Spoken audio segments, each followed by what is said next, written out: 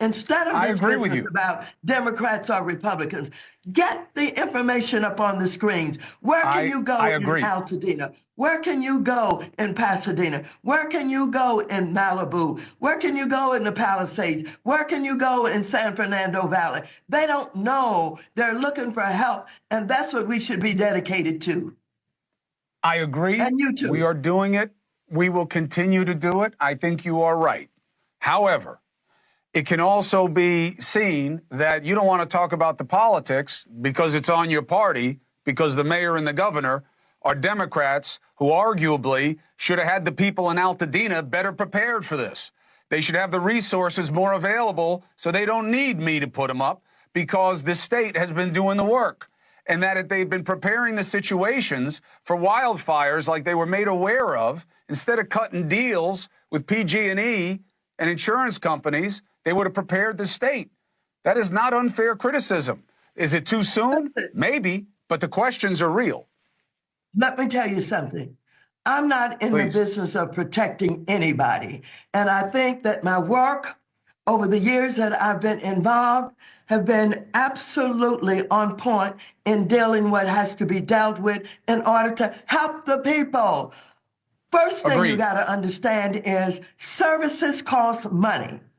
And we should be willing to get the richest people in this country, the richest 1% that is protected, make sure they pay their fair taxes so that we can have the money to provide the services.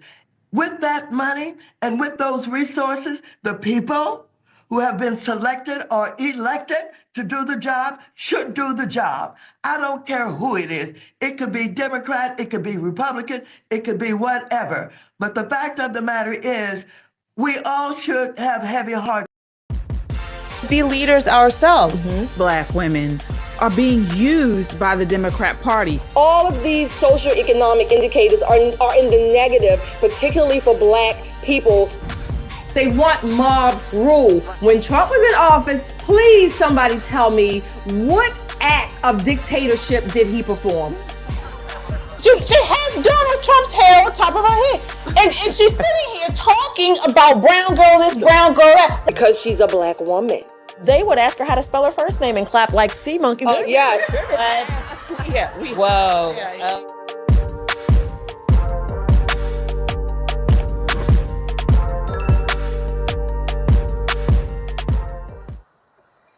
What's up, everybody? It is Monday night, and it's time for Pop and Politics. I'm KJ. Let me introduce you to my co-host. Monday night, it's time for Pop and Politics. Okay. I was hearing some feedback. Sorry about that. So again, let me introduce you to my co-host. We have Nicole Bennett. We have Shelly E. And back with us tonight is Tyrone Keys from Soldiers of Finance right here on YouTube. How's everyone doing tonight? Doing good. Wonderful. All right. We have Can you feel it? Oh, Can you feel it? Can you feel it? Yes, indeed. Oh my gosh. So this is an exciting week, folks. This time next week, we will be at the inauguration. We will be seeing the inauguration of Donald Trump as the 47th, right? 47th president. 47. Let's go, 47. Yeah. Yeah, let's go. Let's go. All right. So we are excited about that. And we got an action-packed show for you all tonight. We are going to respond, of course, to this video that we put at the top of the show with Maxine Waters. We're going to respond to The View. We're bringing you what's going on, the latest in the wildfires. We're talking about just a lot to talk about tonight. And we're going to test some waters. We have not gotten to this subject before, but we're talking about foundational Black Americans. If you don't know what that is, we're going to talk about that and get into what it is, what it isn't. And it's maybe a pretty fiery discussion there. All right, but before we do, I got to do some housekeeping here. So guys, hit that like button, get the likes up. It helps to broadcast us and get our voices out on YouTube. So please hit that like button. We are here on YouTube and Rumble, and you can listen to us on Apple Podcasts or Spotify. under the name Pop and Politics. We love our chat. We shout out all of our super chats. So it's the best way to get your voice heard in the conversation and to show your love for conservative content. This is not just a podcast, this is a movement of God fearing, truth seeking, America loving people that value freedom.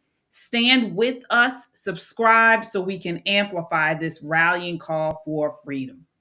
All right, everybody, let's set it off. Gotta get into that exchange with Maxine Waters. Chris Cuomo called her out, did he not, Shelley? Absolutely. Look, I'm sick of Auntie Maxine. She's on here spewing that the rich need to pay this. First of all, the rich pay about 41% of all the taxes in the United States. That means the bottom 99% pay about 60% spread out amongst that range. I mean, that group of people, if you will. That's number one. Maxine is the same person, but she doesn't protect anyone. Okay, well, she's the same person that wanted to sick people on the Supreme Court justices when they were going through their confirmation hearings. She actually stirred up the crowd. Talk about insurrection. Maxine is the one that should have her face painted over that word. And number three, I want her to stop trying to bring back James Brown. I want her to stop it. I just want her to stop it. Leave that man in his coffin, in his grave, resting in peace. I want her to just get a new makeover. Pick somebody else. Yeah. I agree. Folks, if you're in the chat and you agree with Shelley about Maxine Waters, sound off in the chat and hit that like button. Nicole, what are your thoughts on what she says, particularly about how she doesn't take up for anybody? And she doesn't care that these are Democrat-led cities, but she wants to. She's been there for a long time, and she's been standing up for for people in her district. What are your thoughts to that exchange? Well, she has been there for a very long time. You know, she's been an elected congressperson since 1991. She came in with very little money in the bank. Now she has over $3 million cash holdings, more than $3 million in property holdings, and apparently some money in a Swiss bank. So go ahead, Miss Maxine. A few years ago, there was a big scandal about her making her daughter incredibly wealthy through some kind of mail scheme. But there's been a lot going on with Miss Maxine. I'm going to say something. A hit dog will holler. And that's what you're hearing from her. Oh, I'll take anybody on. And it's not, girl, bye. You pay your fair share. That would be a good start. And you're talking about where people can go. You're their congressperson. It shouldn't have to come from Chris Cuomo. It should be coming from you. You shouldn't be sitting in a nice, cozy studio. You should be pounding the same streets that you swear up and down that you represent.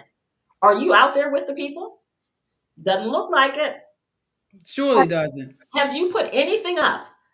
Have you been to one shelter to make people feel okay? Better yet, have you sat down, the mayor of LA, and read her the damn riot act? Black woman to black woman, politician to politician, Los Angelina to Los Angelina.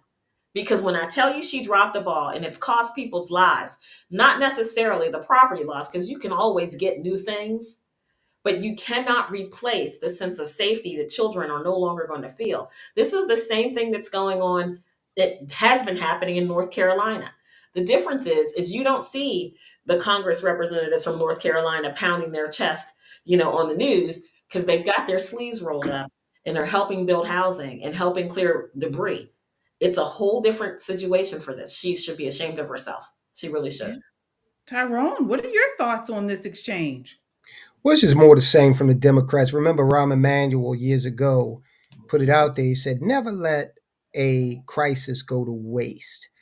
So if you've got folk dying, death toll rising, billions of dollars of property destruction, Democrats see that as an opportunity to enrich themselves and to also try to get some sort of electoral advantage. Gavin Newsom is doing that right now by funneling contributions through his site to Act Blue, okay, where they take a 3.95% cut, administrative cut off the top. So Maxine is just, notice how she injected the class warfare rhetoric into her little screed, okay, because she is not letting this crisis go to waste. And, Nicole is absolutely right. Why can't we go to, why can't Los Angeles residents go to your website, your congressional website, and get a list of resources that can help them? Why you got to pawn that off on the network? Yeah, and not only that, she says she's not in the business of protecting anybody, but we know for the last year or more, she lied to not only her constituents, but also to the American public in on a whole about Joe Biden. She was one of the main people out here saying, "Oh, he's smart. He's sharp as a tack. He's got it. He knows there's nothing wrong with him. There's nothing wrong with him cognitively. He's the best." She was one of the main ones. And we know now, which we all knew then, but now it's actually substantiated by the press that that was a lie. This woman is 85 years old, yet she was out there in the streets picketing against Chauvin, that police officer in, what was it? Is it Milwaukee? Was it? Milwaukee.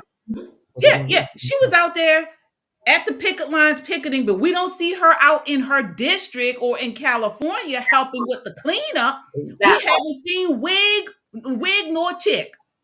And I say that because she's wearing a wig. You say she's 85? She's 85? 80, yeah, she's 85 years old. Oh, okay, I thought she was significantly older than that. I thought she's got the "I was embalmed 2 weeks ago" look.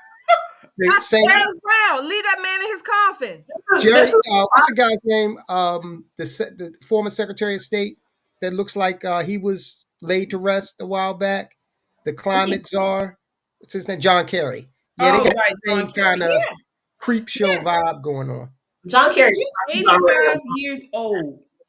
And I mean, don't get me wrong. I'm sorry, don't get me wrong. For 85, she's rather spry. Don't get me wrong, right? Relatively speaking to many 85-year-olds right today. But I want her to give James Brown back his wig. Let me say this. If you were 85 with just about $10 million in the bank, you'd be daggone spry too. You hear me? You'd be popping and popping, your wig on frontwards, backwards. It wouldn't make no difference, honey. Because for $10 million, I can look the way I want to look. That's where she's on. The problem that I have with Miss Maxine is she started out as this, big social justice person back when she was just a council person in Los Angeles. Then she got to Congress and she learned the grift. I mean, let's make no mistake. 100,000. I think some people make up to $170,000 a year as a elected representative.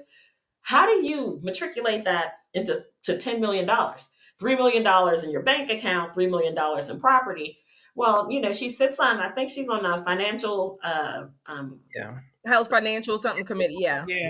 Right. And there's been a lot of, wink, wink, nod, nod going on. And the reason why she stumped so hard for Joe Biden is not because she's crazy about Joe Biden. She doesn't have anything in common with him except for the money. Right. Joseph Biden is a fundraising machine. He always has been a fundraising machine. And if you're an elected Democrat and you want to bump up the ladder, you better kiss the ring.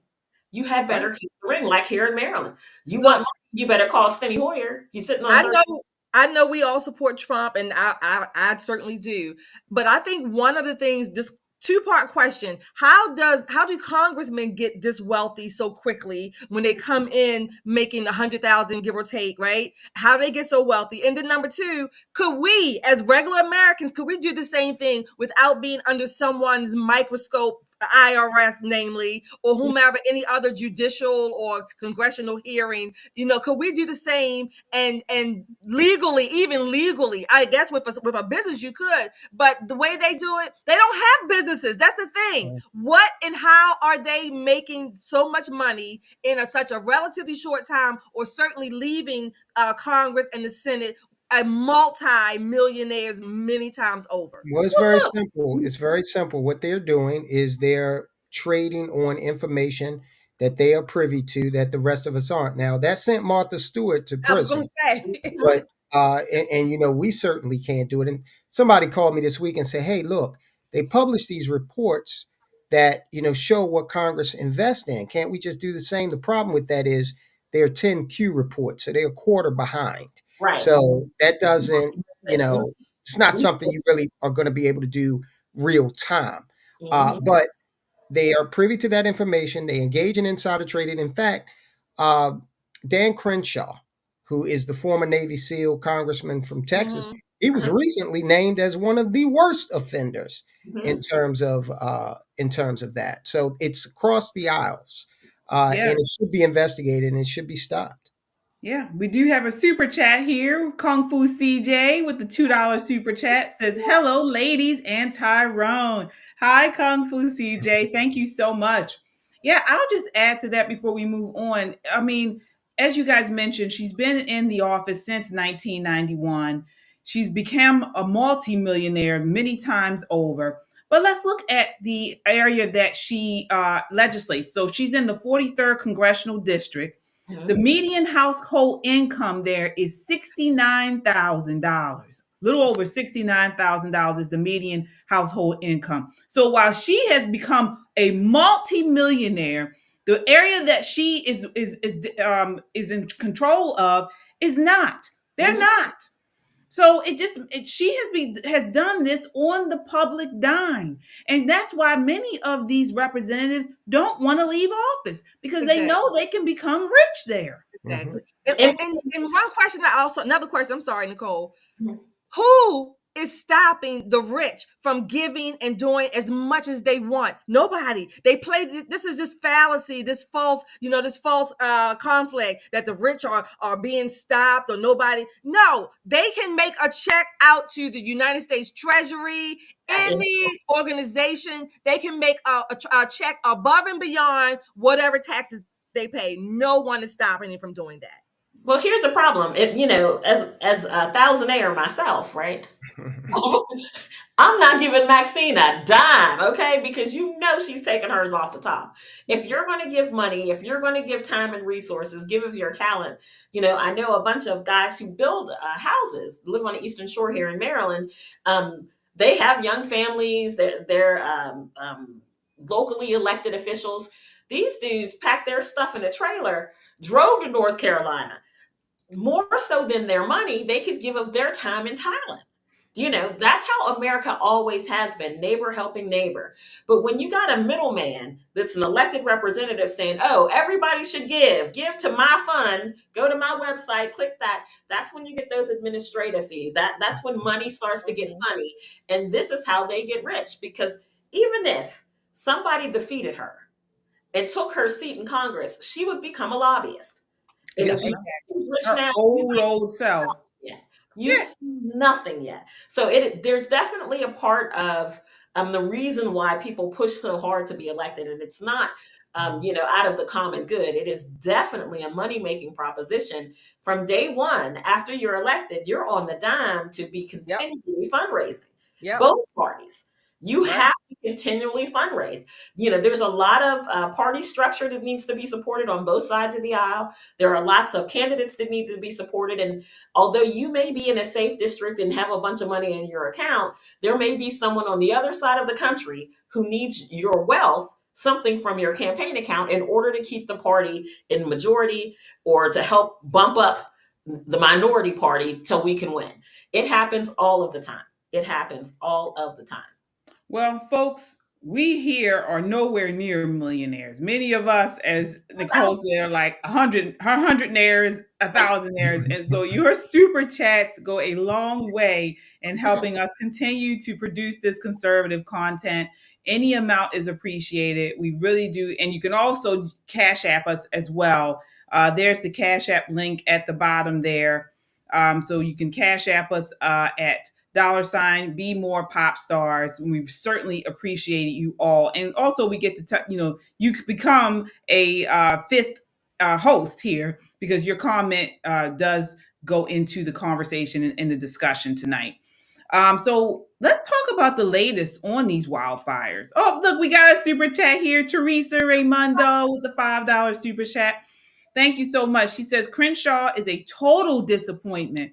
However, ladies, you and Tyrone are always right on. Thanks for speaking truth." Thank you, Teresa. Thank you.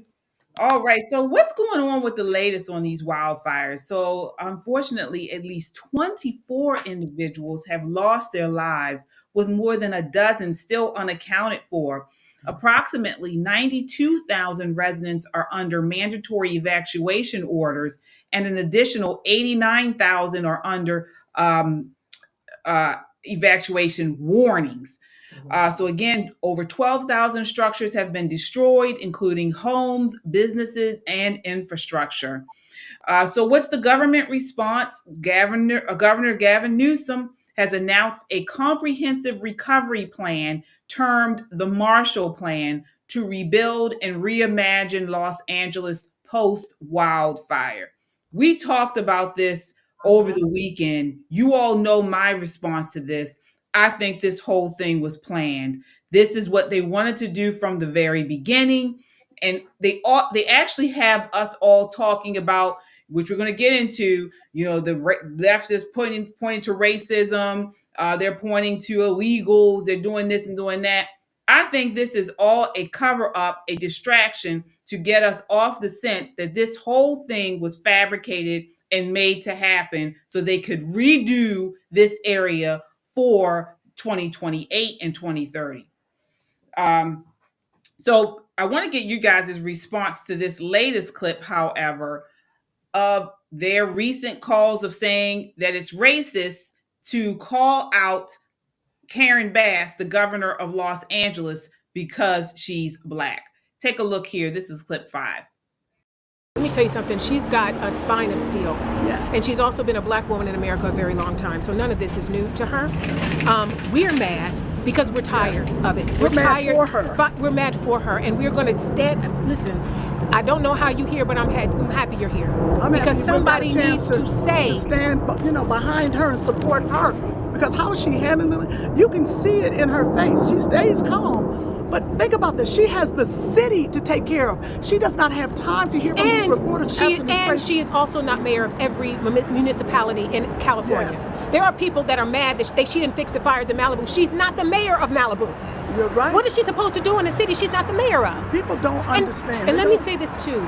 I could imagine how much it would hurt to see this happening in the city that she loves. That's first. So take away how it feels for people to attack her. She's heartbroken because this is happening in her city, a city that she loves.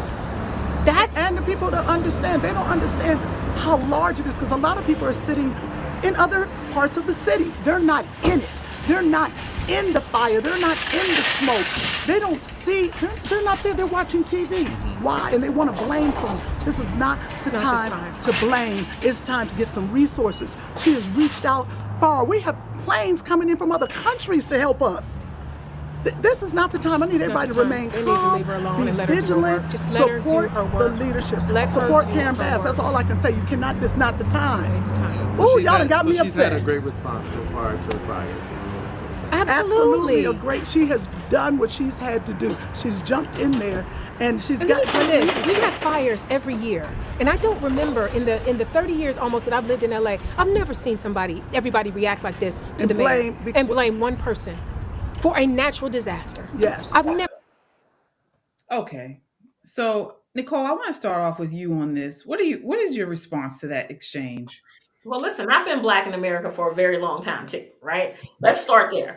That is the worst of the worst. So here you have two Black women standing out in front of what looks to be a Dollar General store, one with Scott paper towels under their arm, another one hugging a gallon of water. And before I want to cut in, they're actresses. Just for you guys who may not know, those are two actresses. One is Yvette Nicole Brown, and one is actress comedian, if you want to call it that, Kim Whitley. So I'm sorry,Nicole. Go ahead. Oh, that's who they were. Okay. Mm-hmm. Yeah. You probably remember her from Friday, or next Friday, last Friday, but some Friday. But at any rate, Friday 30 years ago. Yeah. So the problem that I have with that is, as much as they're trying to, inject some copium for this mayor, I'm going to use that word loosely, how she's jumped in, honey, it's her job not to jump in. It's her job to be in front of it. These warnings, again, California is no Fires is nothing new to California. This is what happens. You live in the desert, hot wind comes and it burns up dry grass and everything else in its way. There's a price to be paid when you're an elected legislator and you have no idea what the hell you're doing. And this is when the press asks you a question and all you can do is just stand there and stare into the camera and you have no words. She didn't say, I'm sorry. She didn't say, I'm praying. She didn't say, we're working. We're around the clock. No. And then they talk about all the people who are coming in to help them. Nay, they need to stop in Sacramento first and pass all the exams, all the checks before they can come and help. The problem is not with just the mayor, because we're not just criticizing her. Right. Exactly. Everybody. And them two witches too. We're going to criticize them. You talking all that trash about what people don't know. Y'all heifers out here shopping. Right. Y'all out here like it's a regular Saturday afternoon when Right. the city is burning. You cannot stand for the mayor and say, oh, she's just jumped in. It's her fault. The buck stops with you when you're the elected official. Absolutely. You are the face of the win or the loss. And right now, she's getting her comeuppance. She really is. Well, yeah, I want to get your point on this, Soldiers of Finance. What do you think to what they said? Should you see how they tried to say people are criticizing Mayor Bass because she's a Black woman? Do you agree or disagree with that sentiment? Honestly, liberal Black women should take the next year off, because after that ass whipping that Kamala Harris got, it's like nobody wants to hear from you. Okay. And then LA's in this quandary right now because they got Karen Bass, who's a Black woman, but then the fire chief is a lesbian white woman. So which is the Trump card here? They got to go back and forth in this. Whose fault is it? Gavin Newsom's a white guy, so I predict he'll ultimately lose the argument. But it's just so tired and so ridiculous. Here they come, two movie stars. I haven't seen them in anything. No. At all. I haven't seen them in a Tyler Perry. If you can't even get into a Tyler Perry movie, then your career is pretty much over. Maybe they weren't shopping. Maybe they were workers there at the mini mart, Walgreens, or whatever it was. But they're just ridiculous, unserious people. The problem is, though, when you get ridiculous and unserious people in charge of things, like a fire department or a budget to send water from the mountains to LA County, and you got a governor who has said, you know what? I think what we should do is we should enable this little fish, and we should prioritize it over and above the second largest municipality in this country. Yeah. It doesn't make sense. That's the kind of incompetence we got going on here. Absolutely. Yeah. Shelly, I want to get your thoughts and get you in on this. But before, I want to show you guys this next clip. This is The View, again, pushing this race baiting. Take a look. This is clip 2. Because he says it was unbelievable. I thought it was fake news. He said that California's woke politics and DEI are the reasons for the fires, because Newsom has been tearing down dams because Native Americans, but he called them Indians, wanted some of the river back so they could catch salmon. And Gavin didn't just knock down one dam for the Indians, he knocked them all down. He knocked down 4 of the dams. I'm sorry, this is stolen land, first of all, okay? California is stolen land. Second of all, that's part of what always happens. These dams, there's preservation of the dam. So that was just complete, not only misinformation, but it was racist. And I think we need to also call stuff like that out. Look, I think what this has shown us is, for people who thought that Donald Trump has changed, he has not changed, okay? No. He is the same immature, insensitive, inappropriate oaf that he's always been. What always happens, these dams, there's preservation. Wow. Let me jump in here real quick. I hate the stolen land trope, okay? Now, listen, Sonny, you can get with your husband, who is under RICO charges right now, for insurance fraud. You can get with him. The two of you can print your deed, go find an Indian, and give it to them. Give the deed to that Indian and say, here's your stolen land, the portion that we had. I hate that whole stolen land trope. It's tired. And look, the other thing is this. The fact of the matter is, General Sherman had to actually ride out into Indian territory and tell them, hey, Civil War's over, give up your slaves. Okay, so I just don't like that whole thing. It really, really bugs me every time some ignoramus like a Sonny Hostin comes out and says this stolen land trope. It just gets under my skin. Give them your house. And Right. start with you, you know? Don't worry, Tyrone. She doesn't really know what she's talking about. She doesn't realize and know that California was annexed to the United States in 1848. She doesn't know that. She's only playing her racist tropes. And those women, you know what it is? This is less than mediocrity. This is utter incompetence. I don't even know what you want to call it. No skills, no thinking people who get on TV, including Sonny Hostin, okay, even though she has a JD, and they get the lights, the camera, action for all of their acting that they're not doing, Kim and Yvette, as far as whatever their names are. This to me, this is also a sign, if you will, or at least one proof, particularly those two actresses, of what I'm going to say is the Black community accepting handouts, all kinds of government assistance, and accepting low standards for decades. So it has become ingrained that the low standards are the standard. Yeah. So I mean, it's all messed up. They are. I mean, our community at large, not everyone in the community, it's just messed up. We have zero criteria for measuring competence. Right. Again, higher standards, people who have work ethics, leadership, what it really is supposed to be and what it really looks like. We just don't know anymore. And they are proof. Sonny Hostin herself, all she knows is racist tropes. That's all she knows. That she can't argue anything else. Right. I don't even know where she got her. I think she got her JD from Notre Dame. Shame on them. Shame on them. Yeah. Nicole, I want to get you in here. Before we do, I do want to acknowledge our super chatters. All right. Thank you all so much. We have here Teresa, again, with the $2 super chat, says it's not stolen land, it's conquered land. All right, Teresa, you're right. All right. We have Kung Fu CJ, says Trump warned them back in 2018. He certainly did.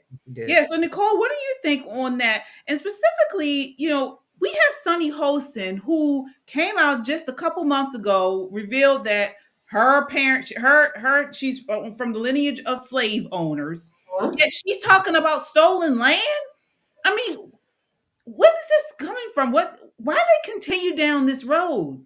She is and always has been intellectually dishonest. Right? So this is someone who's been afforded every single opportunity that this great country affords people. She's taken advantage of every single opportunity that the American taxpayer has given, right? At every turn, at every single turn. And when there's a war, there's a winner and there's a loser, right? But when it came to California, we bought it. It would be like her buying a car and Tyrone rolling up going, you know what? You stole that car. I don't care how much money you spent for it. We bought Louisiana. You don't hear them piping up. They're happy to be a part of the United States. Do you know what I mean? This has got to stop. Being intellectually dishonest, she's smart enough to know what she's saying, but what she's doing is pandering to that dwindling base. If she can find a rally cry to get them to come back and continue to watch the show, I think most of their viewers now are just watching so we control them. So people can do reaction shows, so people can do commentary, lefties losing it and all that kind of stuff. The problem that Sonny is going to have is that, it's going to last forever.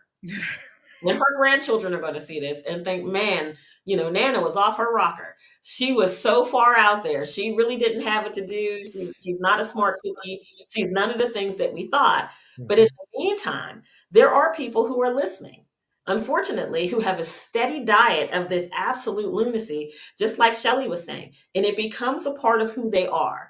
It gives them diminished standards. We can only expect to always be last. And if someone's beneath that, we're going to make excuses for them. If this mayor was white, honey, they would, a white Republican, they would be dragging this person for filth. They would have drowned him in the Pacific Ocean by now. Listen, and they would have run him out of town on the rail, the high-speed rail that they didn't burn the city down in order to build. There's that. But let's talk about where it really, really meets the road. You heard Anna say, this is Joe Biden would feel he's more sensitive. I don't want a beta president. Do you hear me? I don't want a soy boy president. I want a president who says it like it is. Donald Trump flat out told them before what was going to happen if they continued to mismanage their money. They're crying about, oh, no one knows where to go. You know where they should go? They should go to that homeless high rise and go over there and stay with them folk, because that's where all the money went, instead of cutting the brush so the city didn't burn. They made bad decisions. And what I'm waiting to hear any politician in this whole line say, we screwed the pooch, y'all. We messed it up. And here we are, literally burnt it to the ground, and we're going to come back stronger and better. And nobody has said that yet. They're not going to say that, because that's not what they want. What they want is to build, in their mind, this Democrat metropolis utopia that's going to fail like California has already fallen. It's already fallen. Yeah, and my question is, we have a small amount of media that are calling them out for these things, that are showing the data and the way that their failed policies have affected these areas year after year after year when they talk like this, but most of them do not. And that's why independent media is so important. And thanks to you all, patriots who love America and stand for truth, we're actually making a difference. Together, we've turned them off, called out their lies and propaganda, and held them accountable for their disdain for God-fearing, freedom-loving Americans like us. But we can't stop here. It's time to take action with our dollars. Let's make 2025 the year we double down on our commitment to values-driven choices. Vote with your dollars, support Made in America, back companies that honor our families, faith, and country. So we found an exciting way to make this switch, and we want you to join us. Check out www.popandswitch.com and click, yes, I want to make the switch. It's that easy. Actually, somebody said I'm showing my age because I say www. So it's actually popandswitch.com. You happy? Check it out. Go there. It's time to walk away from corporations like BlackRock and Vanguard that undermine our principles. Let's invest in America. Let's support businesses that share our love for this country. Now, I get it. You don't have to take on everything at once, but you can start here. Join us in making this one small yet powerful step. Visit popandswitch.com, click the link, and schedule a call with our team to learn how you can make the switch. And together we can initiate real change. All right. So, folks, I want to acknowledge our super chatters. I think we had some super chatters come in. All right. Thank you all so much. Brown Eye, she says, Sunny and Joy could be sisters. They have DTS bad. I agree. I totally agree there. All right. Kung Fu CJ says, America purchased California for $15 million. Wow. All right. So we more than paid for that. All right. So at this point. I know that's right. We need some change back. Right. So I want to talk about how we've seen over the last several years a big difference in the way Democrats govern the states and the way Republicans govern the state. And so I want to start with you on this, Tyrone. You know, we're here in Maryland, and we did have a Republican governor for 2 terms, Larry Hogan, not my favorite, but he was a decent governor until we got the lockdowns. Right. And we had a surplus. He left office with a huge surplus for the state. Yes, there he is, left office. I think it was something like $2 billion in surplus. I think now, was more? 5. Oh, wow. $5 billion in surplus. Yeah. Okay. Now we're in a deficit. And we're seeing this time and time again. What's going on with these Democrats? What about their policies are not good most times for governance. Democrats like to lead with emotion. They don't. I've tried to analyze this, and one thing that I've come up with is that left-leaning minds, they don't really have a concept of the future. Okay, so they never do an analysis and say, all right, if I do this, what are some permutations that could occur as a result of that? Now that's adult thinking, right? But the leftist mindset prefers to emote. All right.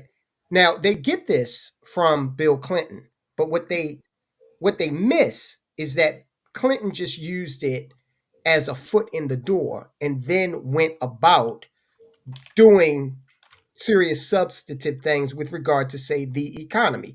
I don't think anyone can deny that Clinton's economy was extremely effective. Okay.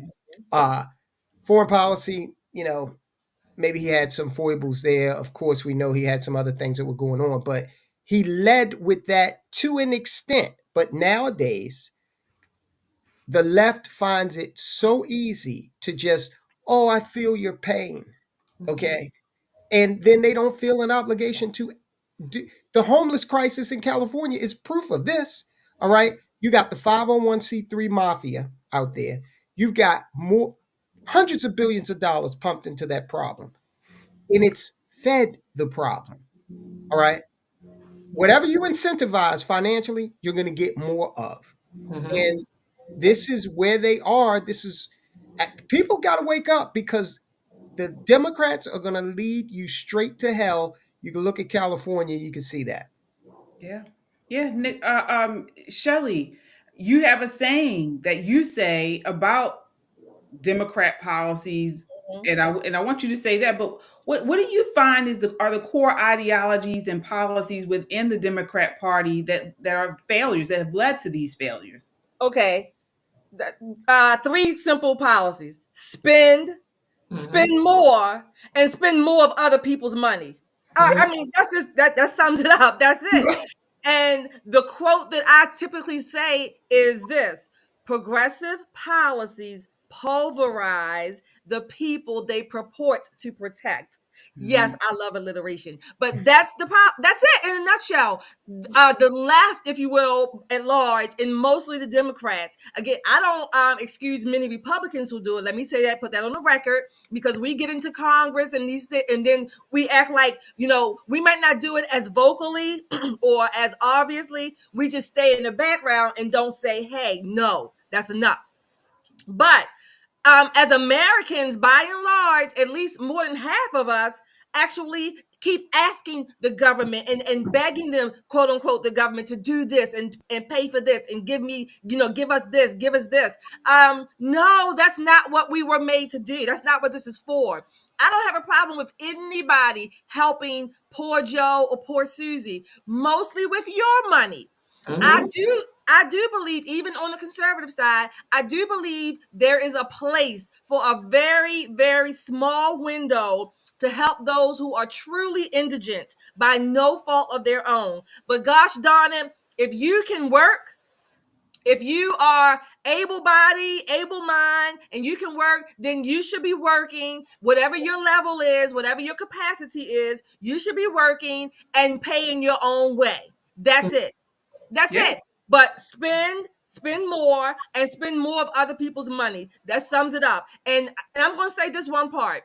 Our mindset as a country, by and large, just like those two women earlier, this mindset of less than mediocrity, we have come to expect other people to foot the bill for anything and everything we do, such that we don't even know what's in our own bank accounts, because we think that, oh, I can spend what I make and I can spend somebody else's too, that somebody else owes me. We don't even budget our own checkbooks anymore. We don't sit down and say, oh, well, if I want to do X, I can't do all of these Y's right now. I gotta, cut some things out or save some more, work more, whatever the case may be. We don't tend to do that. We just think that, oh, I want it. Hey, snap my fingers and I got it. Yeah. Yeah, I want to get you in on this, Nicole. Before I do, I want to acknowledge our super chatters. Thank you all so much. All right, let's see here. We have KMT with the $10 super chat says, homelessness is big business. Absolutely. Anything you can put together a nonprofit for and get funding from the government, any type of grants and things are big business. I totally agree. All right. Nicole, I mean, is it a situation where Democrats don't know how to add and subtract to get these budgets right, to get these governments running in an organized way? What's going on? Well, of course they can add because they all add to their bank accounts. You know, there's the mathematics is not the issue. What it is a policy difference, right? So they used to have a term called tax and spend Democrats. And that was like the worst thing you could say about a Democrat. But now they're all tax and spend Democrats. What we're facing here in Maryland is Westmore came in $5 billion with a B dollar surplus, and we are $2 billion last count in the hole. That's a $7 billion with a dollar B swing. He hasn't completed his term yet. And there's nothing to show for it. Believe me, I've been from the rooter to the tutor of the state. There is not near a thing that you can go look at and go, oh, look at them billions of dollars just floating. You know, there's none of that. But what happens is, as you run for office, you build alliances with people. The teachers union, you build alliances with the police departments, you build alliances, and people say, okay, I'll put $10,000 into your campaign, but remember me when you get elected. Well, you got enough people who've invested in you, and then they want to be remembered. So if there's money to be had, of course the teachers union is going to get the blueprint where new teachers can make $90,000 right out of college. When they spend money like it's water because they have no connection to the people who it came from. None whatsoever. You know, here in Maryland, if you need more money, if we're at a deficit, you know what they do? They just take it from us. They take it from us. Because what are we going to do? We're going to moan, we're going to groan, and we're going to work harder to pay them more money. That's precisely what has happened. I get so fed up in this state with the taxes. You know, sometimes I feel like as I'm driving across that Bay Bridge, I just want to dump some tea in it and shake my fist at the authorities and be like, this is some bull stuff. However, I have the opportunity to do what many people in California have done. Pack my stuff and move to somewhere where the taxes are better, the financial outlook is better. The problem is people who move like from California and other blue states, they bring that blue state bullshit with them when they get to the red state. True. And they infect us with their tax and spend kind of foolishness. And what we end up having is this culture war where, you know, I want sidewalks in every community. Well, some communities don't want any damn sidewalks. We live in the country. What are we going to do with some sidewalks? We should all pay more taxes because you want a sidewalk? Right. In blue states? Yes, that's exactly how that happens. Whether we can afford it or not, we're going to raise taxes. We're going to play with, here in Maryland, they say, oh, we haven't raised your property taxes. But what they do is they assess your house at a higher rate. I've not made one improvement to my home. Not one. I bought some lights for the studio. Other than that, I've made no improvements to my house, but my house is going to assess for at least 10% more. And that's what they're talking about with Westmore, this huge assessment that a lot of the homes here in Maryland are going to have across the board. Yeah, we call it tax. Yeah, it's a tax. Yeah, but let's look at a state like Florida. Let's look at Florida for example. So Florida is run by Ron DeSantis. So in 2020, the fiscal budget in, I believe it was 2022 fiscal year, they had, I think it was $5.7 billion surplus. Okay. And they still have it. So actually, I'm sorry, in 2022, they started out with $21.8 billion surplus. It was the highest in history in their 2022. Okay. Again, this is according to their budget office for Florida. Then in 2023, they had something called the Freedom First budget that was set at $109.9 billion, marking an increase of $8.3 billion over the previous year. Now we're at fiscal year 2024, and their 2024-2025 approved budget is $116.5 billion. So they still are reflecting a surplus for projections for 2025-2026. Now, it's not as large as it was in 2022, but they're still expected to have a surplus of $2.8 billion. So when you look at our state, Maryland and Florida, now Wes Moore, our Democrat governor, is blaming it on economic times, the COVID and things like that. But Florida was able to still come out with a surplus. So what's going on? I'll tell you one thing that's going on. I'll tell you one thing that's going on.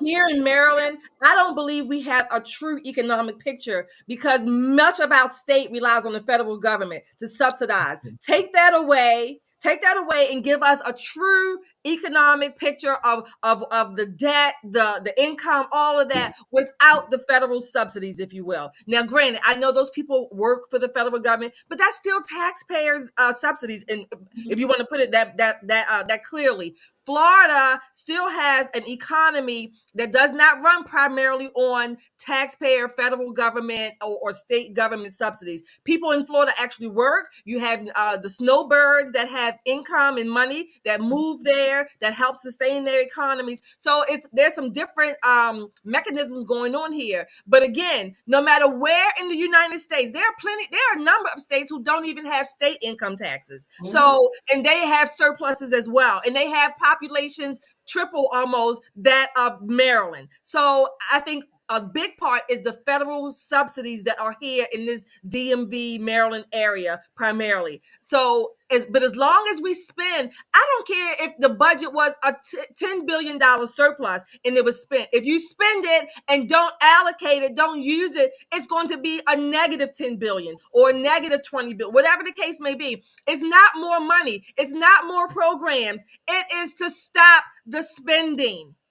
Yeah. So I think, though, KJ, one of the points that you should make about the numbers in Florida is that there was a major hurricane that hit, right?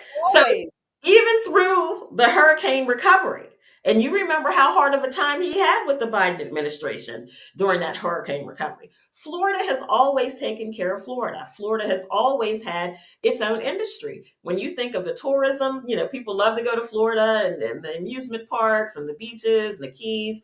And then they also have the cruise ship industry.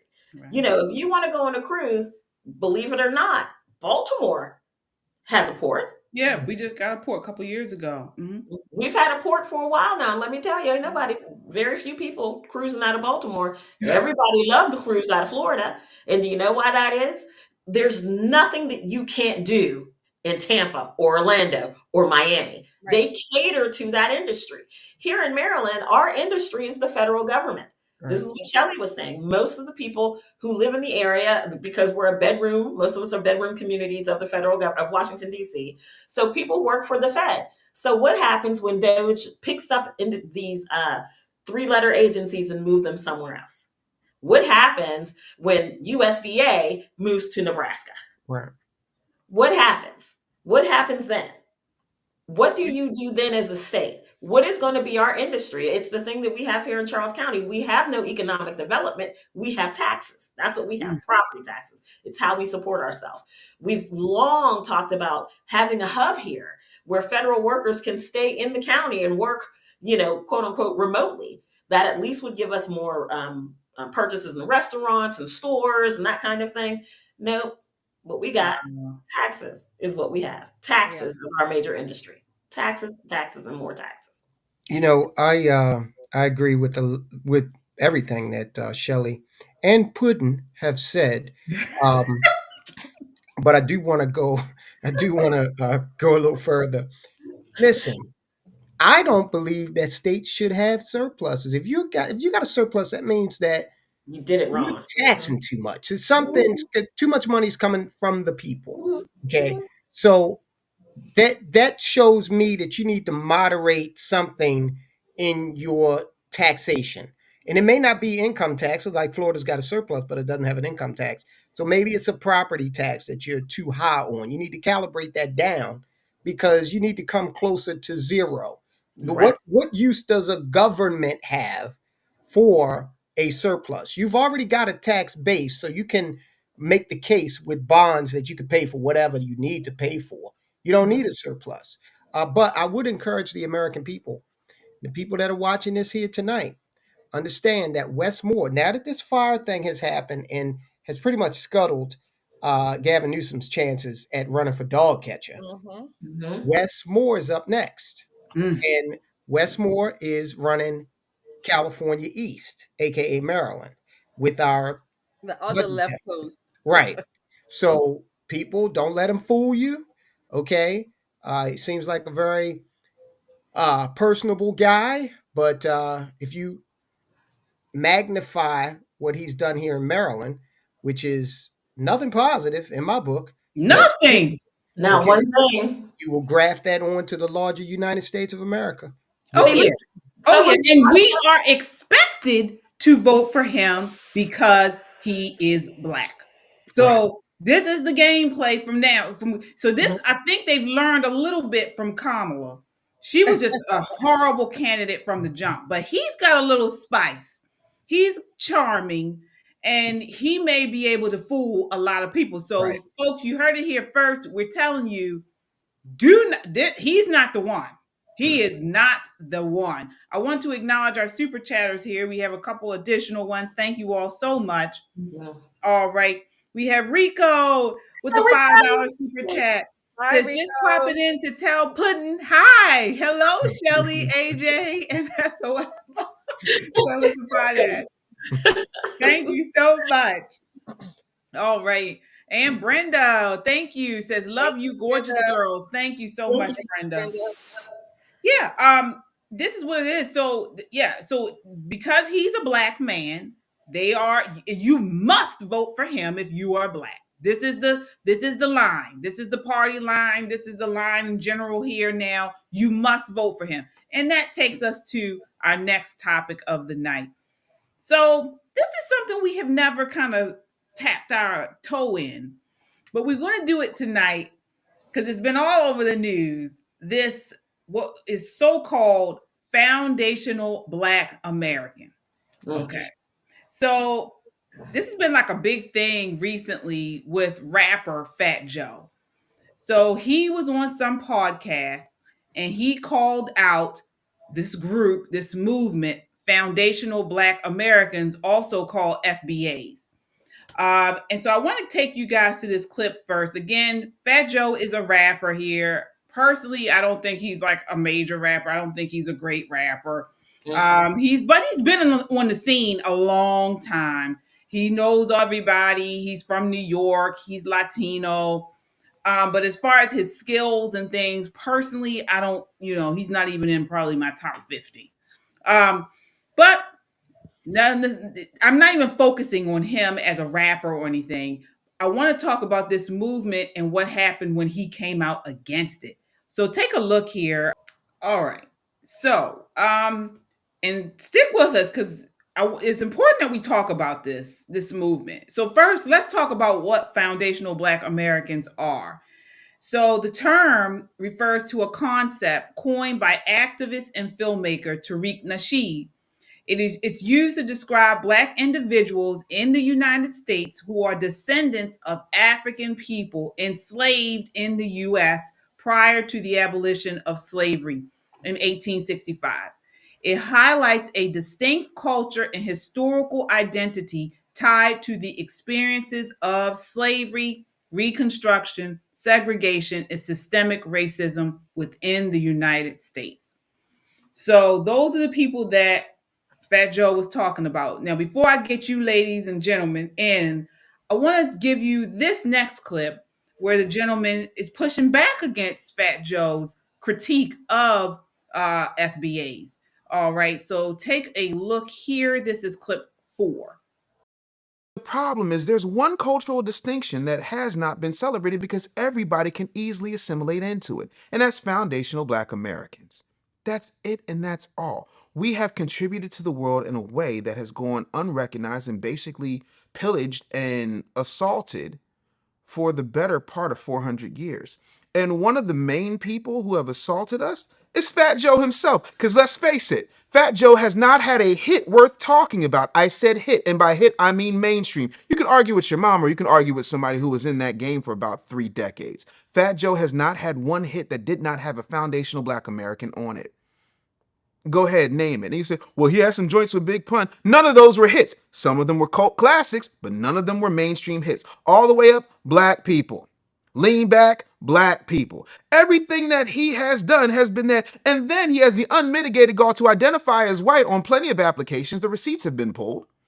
But the truth of the matter is, Fat Joe is the worst type of culture vulture. He's a culture vulture that acted like, because he's from the Bronx and he grew up in that. But you sit up here and you go to Math Hoffa and you start having these conversations about how we're terrorists and we're this and we're a hate group, this, that, and the third. So now culture is hate. But when you put a flag up in your Instagram profile, is that hate? When I go to the Puerto Rican Day Parade and enjoy arroz con pollo, is that hate? All right, so here we go. I want to start off with you, Shelley. What is your response to those two exchanges? What do you think of this movement? Is it positive for America? No, I want to ask: is it positive for the Black community? My never to be humble opinion is that this movement is a way to further segregate and divide Black people, give me a second, and have these FBAs use this one as a good separation technique or a good segregation technique. Now, let me say this. I don't give a damn who you associate with, who you want to be called, or what group. I don't really care. But I think this particular issue is a way for, I'm going to say, maybe more conservatives to use as, oh, I'm separating myself because I am a slave or have ancestors that were slaves or whatever. I don't care. Ultimately, I am a foundational Black American. I was born here. All right. Tyrone, what are your thoughts on this? As far as the Black community is concerned, do you think this movement is positive, will have a positive effect or has had a positive effect on the Black community? I think most Blacks are not even aware of it as a movement. And you got to be careful because too often in Black America, we set things up as like these little totems of victimology. Okay. Now, I will say this from the standpoint of recognizing the nuances within ethnicities and cultures, that is valuable. I mean, in China, you have the majority Han, but you also have the Manchu, the Uyghur. In Mexico, you have the Castilians, and you also have the native-born people who predate Spain's arrival. So these distinctions are historically important, but to fall back and rely on them to create, you know, a lot of people talk about being separate and all of this other stuff. Well, look, you could do that now. Find yourself an island in the South Pacific and just go be separate. But most people don't even know how to feed themselves without a supermarket. So that's something that would break down very quickly. So from the standpoint of a movement, I don't think that's got legs, but we should understand cultural nuances and the different degrees to which they exist. Okay. What about you, Nicole? What does this movement do for race relations in America? Well, first of all, I rebuke all these folks. You hear me? Every single body involved in it. Not today. Not today, Satan. No, ma'am. No way. No how. First of all, Joe ain't had a hit since the mid 90s. And even then, I don't know if it was hitty, but I don't know what Black man he was sitting there talking to, calling him N-word after N-word after N-word and talking to him about his culture like he's never lived as a Black American. That's a problem for me. Secondly, Joe's made more money off of Black culture that he ought to know better. Here's my thing. I don't begrudge you talent. I don't begrudge you selling your talent to our people. I don't begrudge any of that. I'm a fan of everybody making money. God knows I'm a Republican, born and bred, right? However, you should not bite the hand that's feeding you. That's what's happening here with him. Now, these foundational Black Americans, authority, whoever they are, I've never heard of such. And no, you may not claim me in your group, just because I happen to be born an American, right? Born an American with beautifully melanated skin, but American nonetheless, right? We're not going to start dividing ourselves into these little pockets that make it easier for people to take advantage of other people. Why can't we just for once, Black folk, just hear me out. For one time, can we set down the victimhood and pick up some success? Can we set it down, this victimhood, and pick up some honesty, some absolute honesty? Nobody's holding you back but you. The reason why you don't have what this guy over here has because this dude works harder than you. Oh, well, he had a better education. How do you think he got the education? It didn't fall out the sky and smack him on top of the head. Some people grind harder than others, and sometimes that grind gets you wonderful things, and sometimes it just gets you more grind. It has nothing to do with being a foundational Black American. I've never heard of such. I think it's a cool name. Anything foundational sounds, at least worth a look at. But don't include me in your separatist group. I don't want to know any of the things you stand for. I rebuke you in the name of Jesus. We ain't having none of that. We're not. You know what, KJ, I'm sorry. You know what? When I was looking into this is nothing but classic sociology. This is sociology 101. And what happens is in societies, everybody or every group is trying to differentiate itself somehow, and that's fine if you want to associate with whomever, the Uyghurs, if you want to associate. I'm not saying that, but we find these ways to differentiate ourselves because it gives us a little bit more, maybe if you want to call it power, access, whatever the other adjectives you want to use, so that those groups who can do that, oh, well, I'm this. Then it goes into the political realm. Because I'm this, I need you to make these political concessions and give me these honorary titles, these historic land, whatever the case may be. And then we are right back to where we are, where we wind up, and we wonder why we have so much division. Call yourself whatever you want, whomever, but just do it on your own dime and time. Like Nicole said, don't bite the hand that feeds you. Whatever. Ultimately, I'm an American. I might have melanated skin. I'm an American. I was born here. In fact, I am a Native American. That's how I call myself. Yeah. Let me ask you a question. Let me ask you a real quick question. Do you guys think that because the FBA, that topic and that argument made a really big impact on the last presidential election when they descended on Kamala Harris and shut her down when she tried to come out and claim Black? Okay. And there was a distinction built around that not only do you not share, just like Barack Obama did not share in that same aspect of the diaspora that came out of the Western slave trade. But in Kamala's case, they're pointing her back to maybe somebody in the family looks like they own slaves. So I think that was an important distinction because you did see sort of ethnic hijacking, or the attempt at least. And one thing that really got me about that is I'm like, Black women, I know y'all are not about to let this Indian woman steal the mantle of first Black female president. So that I was with the FBAs on that. It was just a matter of just speaking the truth. It wasn't even just for FBAs to call her out, which was fine.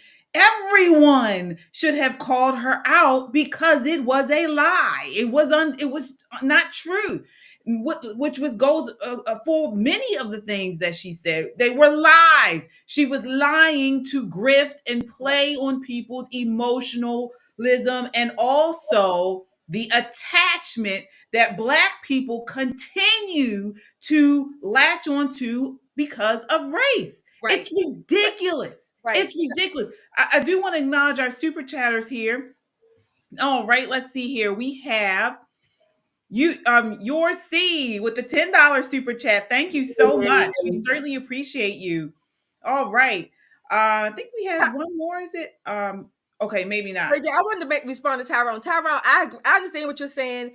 The one thing I would be hesitant about is I don't agree with anybody, any group blaming someone's ancestors for whatever they did. Because in America, just like in America, it goes along with me of you can't charge your in most cases your parents or your siblings for something that you did. So it's like, you stand or fall for the crimes that you commit. You can't you're not responsible for your ancestors. Yes, that's a part of whomever your history, your ancestry, but I don't care who does it. I don't really, liken to that. Oh, even Kamala Harris, yes, she lied, KJ, I agree. But just because her ancestors may have been slave holders, that's not something that she could control or that she's responsible for.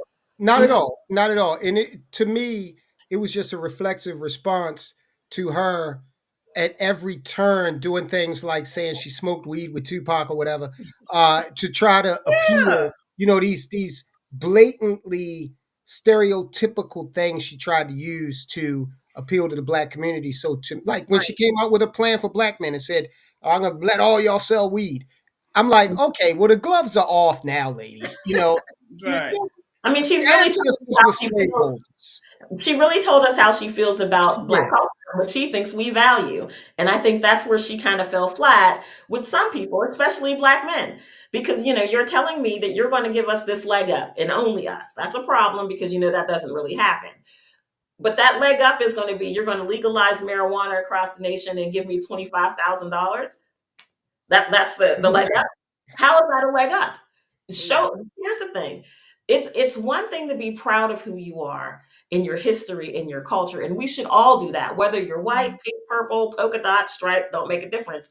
Be proud of your ancestry. It's a big part of who you are, but it is not the biggest part of who you are. Exactly. You still have the onus to build yourself a life. Whether you choose to live that life as an FBA person or, a chubby Latino from the Bronx, who sells his music to Black folk. Whatever you choose to do, just do it well and do it to a point where people can say, this is a decent person and he's doing decent things. The problem I have with Fat Joe is he's not trying to be decent. What he's trying to do is cause more division. And this is somebody, I've said again, who's profited greatly from our culture. And again, I gotta disagree there. Because a couple things. So I think Fat Joe looks at himself, Latino, and the Blacks as one because they all grew up together. It's not so much of him othering himself or them. It's him, he calling them the N-word because he calls himself the N-word. That's just the way that the culture within them around themselves. So I don't necessarily look at him as separating himself from Black people because they were all in it. The hip hop industry, the culture of the Bronx, of New York, all of that was really just one. It was not about skin color. It's just about who understands the grind, who understands the moment, the hip hop culture and things like that. But see, I would have believed that, KJ, except for the last guy, Dave, dropped receipts where he identified as a white person on several applications. Right. So this is not him sharing oneness with anybody. He had a product, and in order to sell that product, he danced for the music. The same can be said for Mariah Carey early in the 90s when her career was taking off and she was very, very pop. She told her producers, lost a husband over it. Music is not moving that way. Music is moving this way. So I need to be with these people. The next thing you know, she had a skirt on so short, you could see her thoughts and she was hanging on the arm of Cameron, right? So they do what they need to do to sell that product. And that's what Joe has significantly done, right? This talk show podcast that he's on, supported by LeBron James. Let's do that, right? That's what I'm talking about. I mean, you had this guy who was hosting the BET Hip Hop Awards for the past 3 years. BET is supposed to be so Black. They didn't have a Black guy hosting it.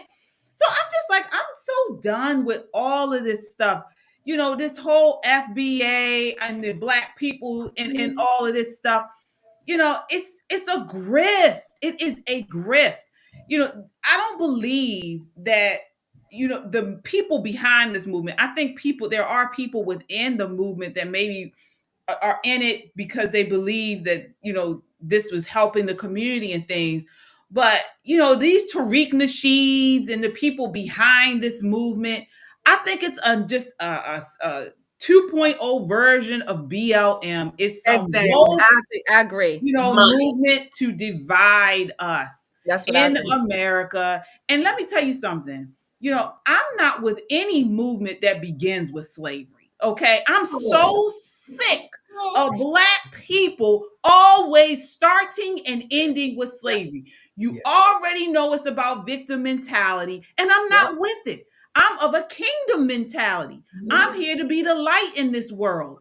And my identity is derived from God the Father through his Son, Jesus Christ. Period. I am a daughter of the kingdom. I'm not with all that slavery mentality, that reparations, that begging ass stuff. I'm not with it. I don't want nothing to do with it. As I taught my child, my daughter, when she was young, I am fearfully and wonderfully made. And that's what you say.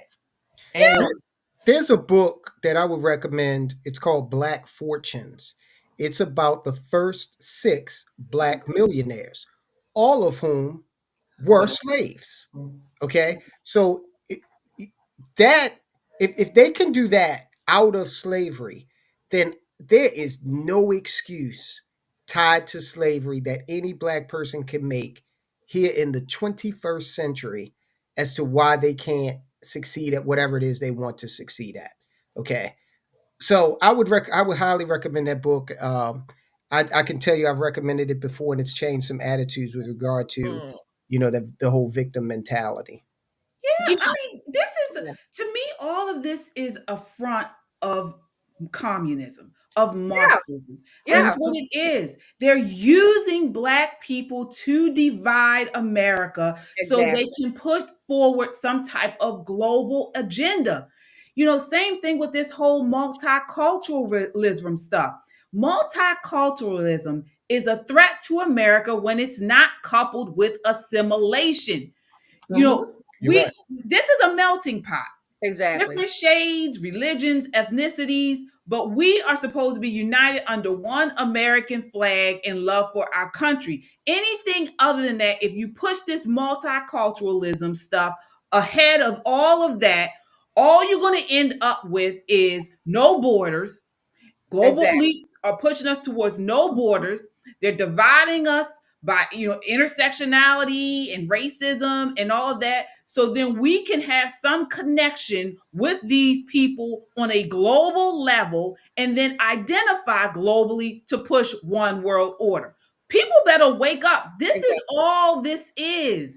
And so the one thing that stops us from this is 2 things: patriotism, sort of like nationalism, which is love for our country, and Christianity, because Christianity or Christians believe there is only one God and only one way to heaven, and that's through Jesus Christ. And so this is why they hate this, because this goes directly against this one world, one religion, all of this global stuff. It goes directly against it. When we all love specifically or hold our particular nations to a high regard with patriotism and things like that, you can't push globalism. You can't push open borders. You can't. And I think this to add to that just a little bit, this FBA, if you want to call it a movement, whatever it is, again, this is America. Associate with whomever group, whatever you want, right? But this particular one is just another way, again, and it's in the Black community, right? And there's another way for Black people to say, oh, well, this group has the real ties to slavery, so they're the ones who get reparations. And then it's another way, again, it's just a softer way, a sounding better, looking better way to ask for reparations, like you all said, victimology, again, classic sociology. Well, the whole reparations argument is just something that the Democrats use, like gun control, for example. They're not really interested in doing it because they've had the White House, House, and Senate too many times and didn't do it to actually be interested. It's just something to get their base excited.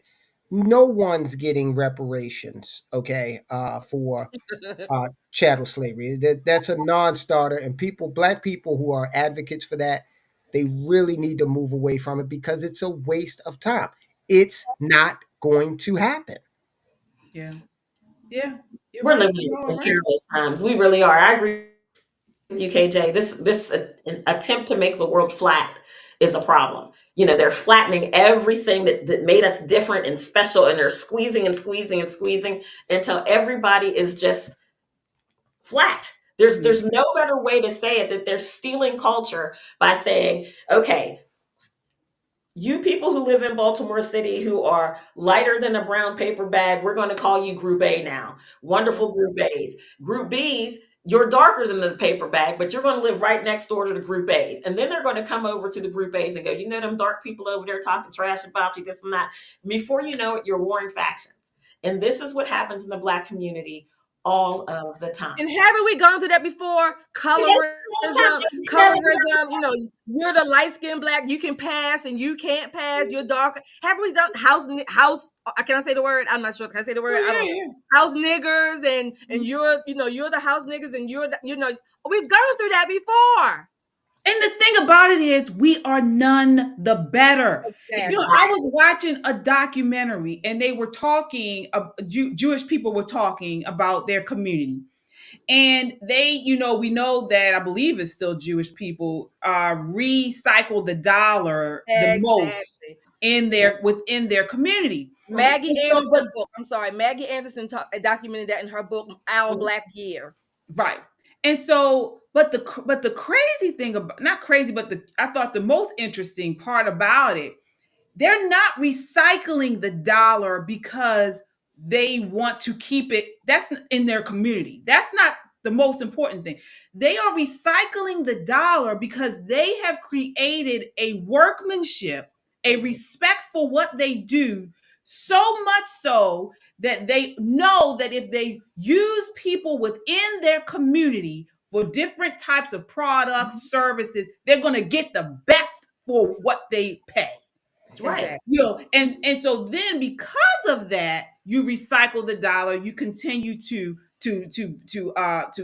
deal with your community, your culture. Exactly. But in the Black community, we are expected to support Black people just because they're Black. You know, you don't have to provide any type of great customer service. If you do something bad and you talk about it, then they say, oh, well, you shouldn't say that because they're Black. You shouldn't, criticize these people because they're Black.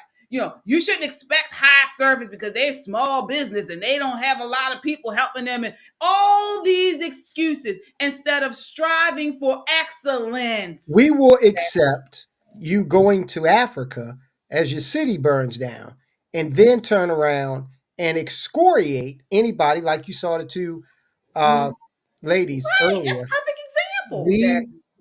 As long as you're Black, any kind of treatment goes. It's fine. You're just Black. That's it. You're just Black. That's it. And KJ, to what you said, I have a classic example. You know, when you mentioned that the Jews, they keep that money and the dollar goes around 6 or 7 times. Mm-hmm. Think about this. When Booker T. Washington was established in Tuskegee, what did he do? That money stayed in the Black community because not only was it funding the education, those students had to work and build, right? Mm-hmm. They also had skills. They got apprenticeships amongst each other. They taught each other and they taught the next generation as well when they left Tuskegee because they worked in the community. So the money stayed there for financial purposes, cultural purposes, like you said, and for competency, for skills that kept being taught to each other up until the 1960s, if you will, give or take, and then when it all went out with the water. Well, that's when we started the social services industrial complex, but that's a conversation for a whole nother show. Because I'm telling you, we have got some growing up to do in the Black community. We have got to grow up. We can no longer afford to be the child in the American family. We can't afford to do that anymore. Right. We have got to grow up. We have to carry our weight, work hard just like everybody else. And what's happened in the past, we should never forget. You should never forget what happened in the past, but you can't build your future on it. You just can't. Right. And not have the first two words out of your mouth, reparations, and what the government going to do for me. Exactly. When we were at the Philadelphia rally for the Trump rally, and it was a long line, of course, outside of the building, outside in front of the building. And so I was in line with some people, and they were picketing outside of the line. And this one black guy, he comes up to me and he was like, "I can't believe you, sister. You in this line, you going to see Trump. What's he gonna do about reparations?" I lost my mind. I was so enraged because I'm thinking about all the things that we have had to endure within the Biden regime over these last couple of years, with the lockdowns, with the education system, with the economy, with our border, with crime, all these things. And the first thing this Negro's talking about is reparations. I kirked out. I was like, wow, y'all always begging. I'm so sick of it. Stop it. We are more than that. We don't have to beg anybody for something. And that's one thing I do sort of respect people like Umar and things like that. I have no problem if you as black, if we as the black community want to say, you know what, I want to be separate, and we need to start building our own, taking care of our own, I mean, I don't agree with it, but I would respect it a little bit. If that's what you want to do it. You can build your own houses, homes, schools, family, all that type of stuff. But I don't hear that. It is always coupled with, well, the government did this to my ancestors and what they're going to do for me and what the reparations and I need this and I need that. And then I'm just turned totally off. That's it. I'm turned totally off. Exactly. Gimme. That's it. And it didn't used to be like that. No. And I think, like Nicole said, or something, it must have happened within, the time where the government Great Society. And they have just ruined us. They ruined us. They still, if you want to call it, they ruined us financially, familially, socially, and I think the biggest thing that they ruined is our minds, mentally. Because it's almost like we can't think independently. You got to think based on your skin color, or you got to think, the only thing you can think of is slavery, reparations, being a victim, and again, the government, as I call it, the government. That's the only thing we go through. If you don't say those things, if you don't believe in those, then you are the coon. You are, you lost your black card. All this foolishness. Listen, it's like any other addiction, right? They give you just enough to keep you coming back. Just enough to keep you coming back. And communities where they tried that universal income, money for nothing, right? You know what happened? They needed more money because the $900 you got the first month was like, wow, $900 extra. What can I do? Well, they bought J's, they got hair done, and little perks of living well. This is what they spent the money on. Yeah, you're absolutely right. Not the mortgage, not any of that. Didn't save a nickel of it because they knew more was coming. And then they get a COLA. More is coming. And when you do that, you say, here, take this money because I don't think you have the skill set to make it. I don't think you're ever going to be capable of having a decent life under your own terms. But I, Uncle Sam, I'm going to give you enough to survive just this month. The next month, you're going to have to dance so you can get some more. And oh, by the way, you got this husband in the house. He's going to have to go because I'm not going to keep giving you the money if you're going to have him too. It can't be the two of us. So now the daddy's gone out of the household and you're still getting your little piece, little tiny something. Every single month, you're dancing for that man. But in the meantime, you've destroyed your family, you've destroyed your own mind and your work ethic, and the generations behind you who see you as quote unquote a strong Black woman struggling to make ends meet, crying at night when your kids are asleep because you don't know how to rob Peter to pay Paul, right? That is the history that happened to us after this great society. The good news is that we're beyond that point now. When you hear people singing old Negro spirituals in church, it burns me up because they're not singing it from a historical context to say, oh, wasn't that a great song? Right. They still think we live there. Oh, yeah, they say it. Right. They say it. We don't live there anymore. We have overcome. We don't have to, we will overcome. We have overcome. Now what? And this is the problem, and bring it back to politics. This is the problem that the modern Democrat Party has. Now that we've overcome, now what?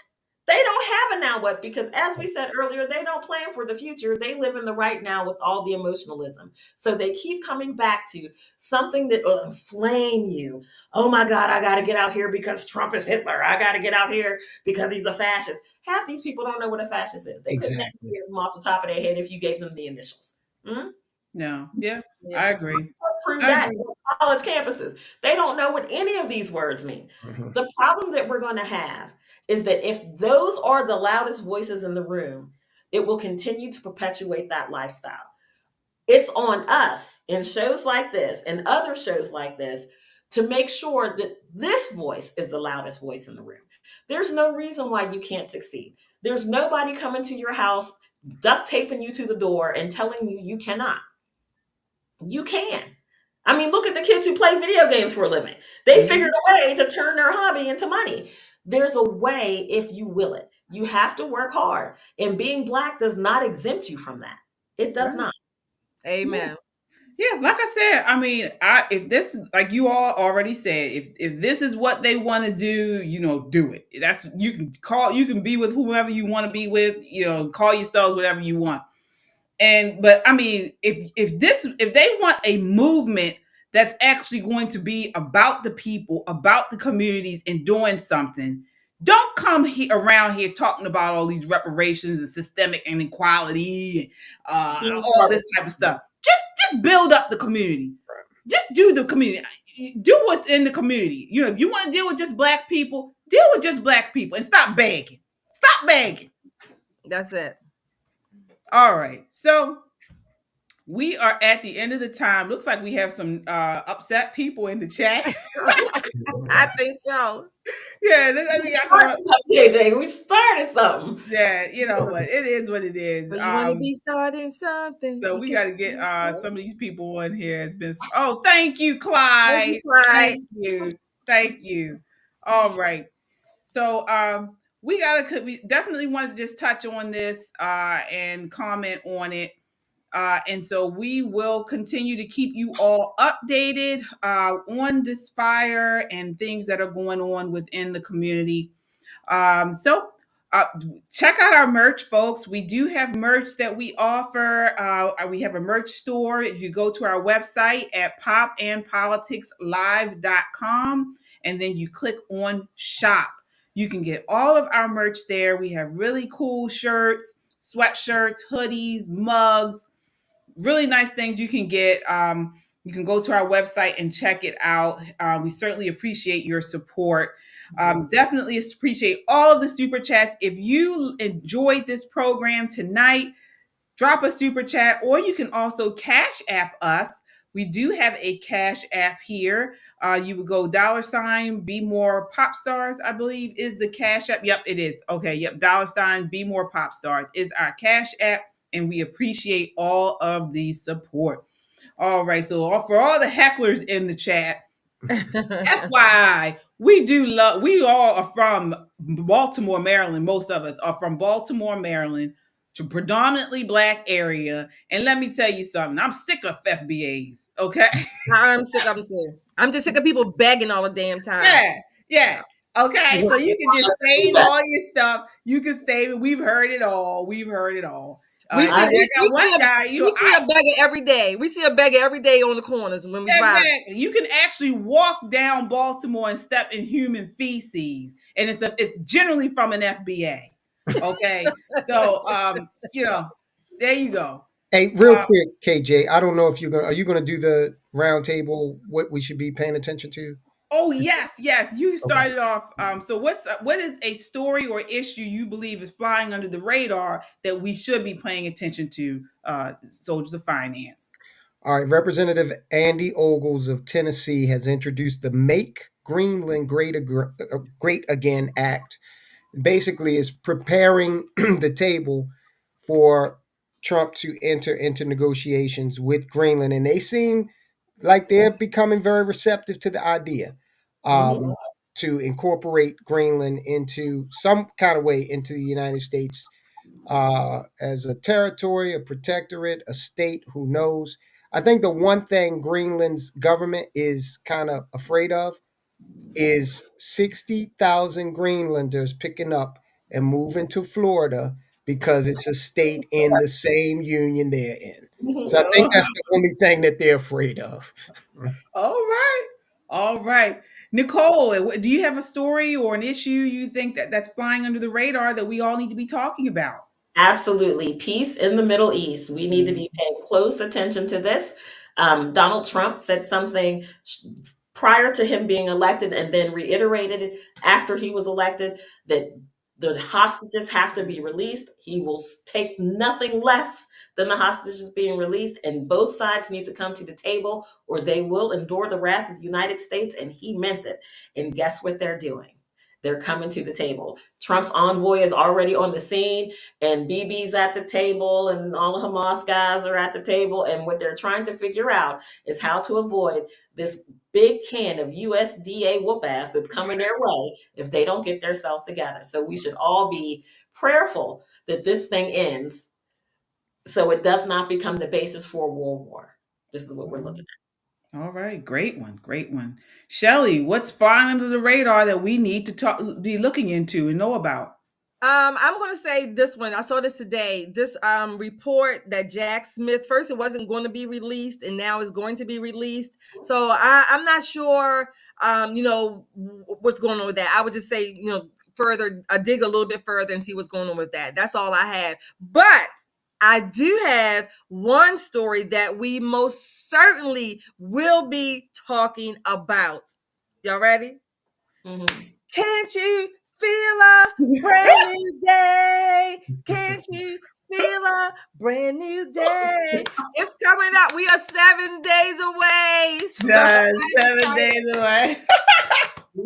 I cannot wait. We are so excited. I mean, having an inauguration in Washington, D.C. is always a bunch of fun because, thousands of people descend upon this very little place because D.C. is like 2 neighborhoods, right?